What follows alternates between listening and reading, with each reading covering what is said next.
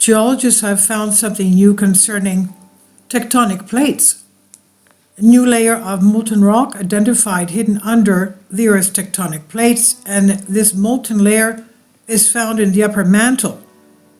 It's in the depths of around 100 miles. It's present under nearly half of the Earth's surface, according to what geologists have found. Scientists identified a previously unknown layer of partially molten rock hidden below the Earth's crust, one that may help settle a long-standing puzzle about how tectonic plates move. This molten layer, researchers led from University of Texas at Austin explained, sits at a depth of about 100 miles under the surface and is part of the so-called asthenosphere, the mechanically weak, deformable part of the upper mantle.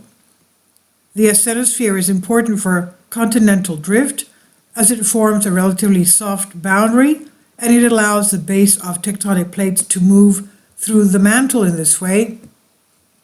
The reason why the asthenosphere is soft, however, is not well understood. Previous studies identified patches of melt at 100 miles deep, but the new study is the first to reveal that these belong to a layer that's found around most of the Earth. According to Dr. Hua, the idea to look for the new layer within the Earth came when he was studying images of the mantle beneath Turkey formed by the passage of seismic waves during his doctoral studies. Intrigued by signs of partially molten rock under the crust in the images, he began to compile similar data from around the world until he put together essentially a global map of the asthenosphere.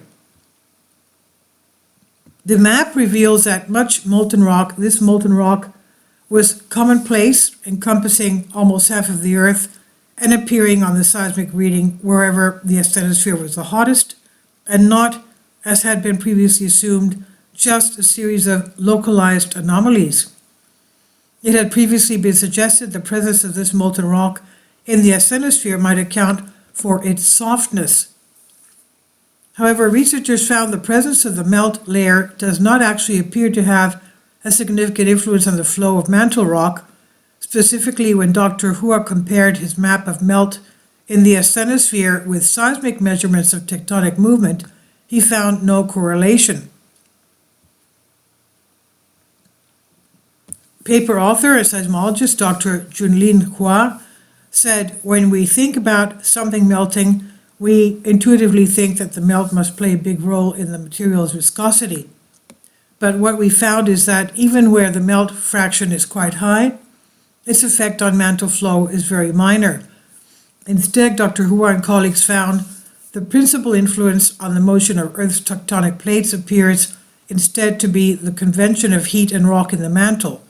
While the Earth's mantle is largely solid, on long time scales, it can flow like treacle, and demonstrates that the new identified melt layer has no influence on plate tectonic, means one less thing to worry about when creating models of the Earth," the team said.